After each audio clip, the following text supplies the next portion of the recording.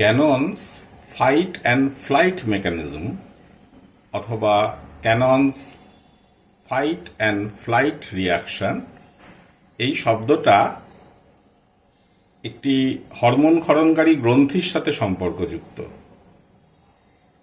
কথাটা শুনলে একটু সবারই অবাক লাগবে যে ক্যাননের আক্রমণ পলায়ন প্রতিক্রিয়া, যার ইংরেজিটা এইমাত্র বললাম, cannons fight and flight reaction,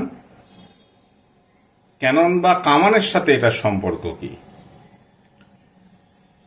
এটা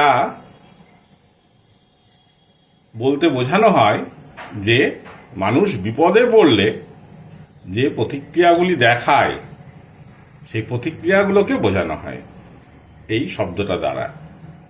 ক্যাননস ফাইট অ্যান্ড ফ্লাইট রিয়াকশন,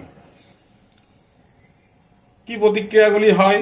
আমরা পালাতে যাই, আমাদের ভয় লাগে, হৃদস্পন্দন বেড়ে যায়, সারা দেহে রক্ত সঞ্চালন বৃদ্ধি পায়, শ্বাসগতি বাড়ে, চোখটা একটু বিস্ফারিত হয়ে যায় যাতে আমরা ভালো করে দেখতে পাই এবং বিপদ থেকে বাঁচার চেষ্টা করি।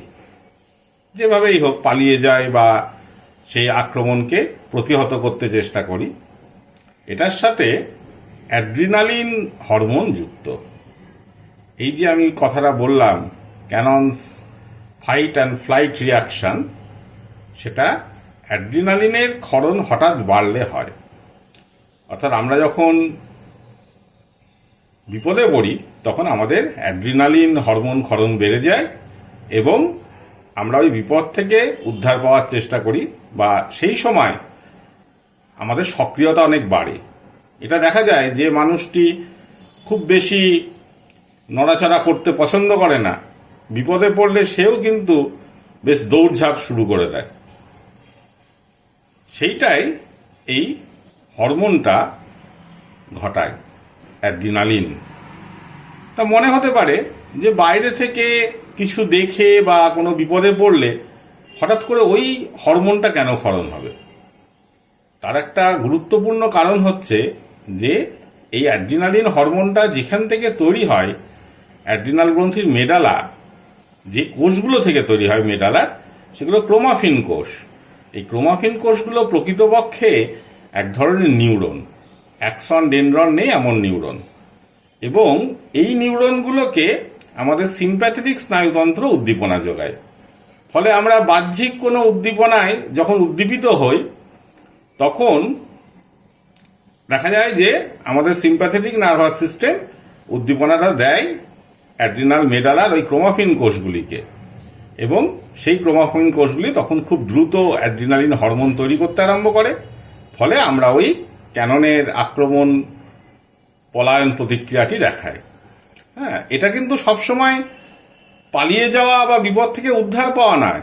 আনন্দের সময় এই একই ঘটনা ঘটে। দেখবেন যখন কোনো মানুষ খুব আনন্দিত হয়, হ্যাঁ, তখন সে কি করবে বুঝে পায় না, সে লাফিয়ে ঝাঁপিয়ে হেসে কেঁদে সে একসার কাণ্ড করে। সেটাও কিন্তু এই ক্যাননস ফাইট অ্যান্ড ফ্লাইট মেকানিজম। আবার খেলোয়াড়রা, ফুটবল খেলোয়াড়রা গোল দেওয়ার পরে কি আনন্দ করে সবাই মিলে, সেটাও কিন্তু অ্যাড্রিনালিনের প্রভাবে হয়।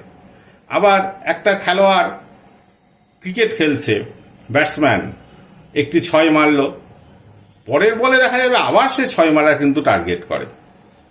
প্রথমবার যখন 6 মারল নিশ্চয়ই তার রানের প্রয়োজন ছিল, সেই যে টেনশন থেকে কিন্তু ওই অ্যাড্রিনালিন ক্ষরণটা বেড়েছিল, তখন সে একটি 6 হাঁকিয়েছে। কিন্তু তারপরে অনেক সময় দেখা যায় তারপরে বলে আবার 6 মারতে গিয়ে ব্যাটসম্যান আউট হয়ে গেল। অর্থাৎ তখনও তার দেহে ওই অ্যাড্রিনালিনের প্রভাবটি রয়ে গেছে এবং সে পরপর 6 মারার চেষ্টা করছে। সেই সুযোগটাকে আবার বোলাররা কাজে লাগিয়ে দেয় ব্যাটসম্যানকে আউট করার ক্ষেত্রে। যে বলে 6 মারলো, পরের বার আবার সেই রকম বলই প্রলুব্ধ করে বল দিয়ে যে আবার 6 মারতে গিয়ে যদি আউট হয়ে যায়। সেই কারণে আমরা যখন বিপদে পড়ি বা অনেক সময় দেখা যায় যে মানুষের সাথে মনোমালিন্য হচ্ছে, তখন কিন্তু অ্যাড্রিনালিন ক্ষরণ বেড়ে যায় এবং তার থেকে দেখা যাবে ওই মনোমালিন্য, ঝগড়া ইত্যাদি থেকে হাতাহাতি পর্যন্ত হতে আরম্ভ করে, মারপিট শুরু হয়ে গেল। সেই সময় আমার সাজেশন, যদি কোনো মানুষের সাথে বিবাদ হয় ঝগড়া হতে আরম্ভ করে, সঙ্গে সঙ্গে সেই জায়গা থেকে দূরে চলে যান। তাহলে আর ওই অ্যাড্রিনালিনের ক্ষরণটা আস্তে আস্তে কমে যাবে, আর কোনো বিপদ হবে না। সবসময় খেয়াল রাখবেন, মাথা ঠান্ডা রাখা মানেই অ্যাড্রিনালিন ক্ষরণটিকে কমিয়ে ফেলা।